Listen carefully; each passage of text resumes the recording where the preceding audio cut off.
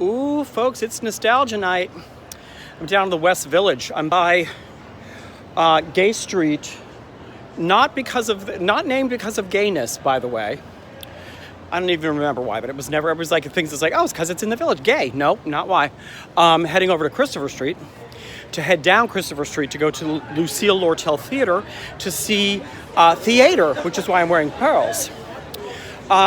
Heading toward the Monster, the legendary The Monster, a bar that I graced with my presence many scary nights many, many years ago.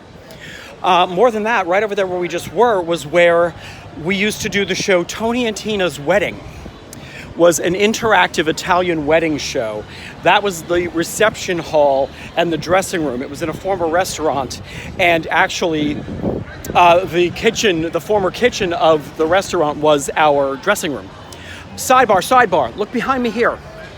The world famous Stonewall Inn, site of the Stonewall riots. The Stonewall riots, people.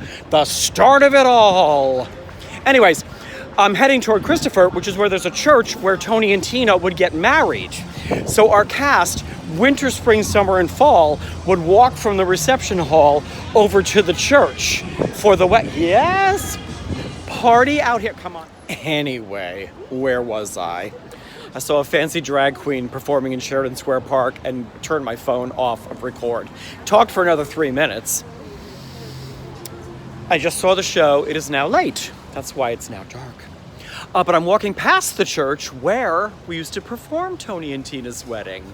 In this church on Christopher Street, right across from what used to be a gay bar called Boots and Saddles, which everyone referred to as Bras and Girdles. Anyways, I just saw some wonderful theater, Sanctuary City.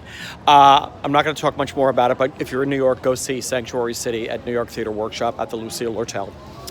Anyways, what can I tell you? Tony and Tina's Wedding. Tacky Italians. This wedding of Valentina Lynn Vitali to Tony Nunzio. And it was interactive with the audience, so you're a guest at their wedding.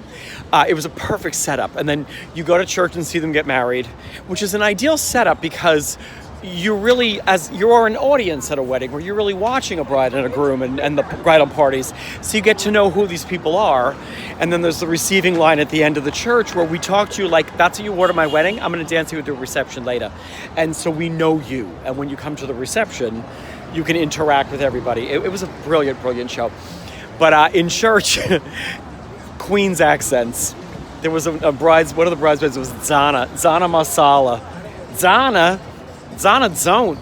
So we used to push that Queen's accent. Because when I used to go to church with them, I didn't have a character in the show, but when I went to church to get them down the aisle, I had to be somebody. So I was Billy Darling, the wedding coordinator. And we used to say like, Zana, you got Zorg Barrette. Ooh, you need some gum, you got Zorg Barrette. We were terrible. The other thing in church, they used to sing a song. God, there's activity going on by Sheridan Square Park. This is where my video turned off the first time. Let's look at the gay statue. The big plaster gays over there. Look at them. You see the gays, the plaster gays? Anyway, they used to sing the song, Sons of God, hear his holy word, gather round the table of the Lord, eat his body, drink his blood, and we'll sing a song of love, hallelujah. They used to push the Queen's accent by singing, and we'll sing a song of love. It was so much fun. I loved working on that show. God, we had a ball. Anyways, that's enough talk for a Sunday night. So, have a nice night. Don't have Zorg Barrette. And I'll talk to you later.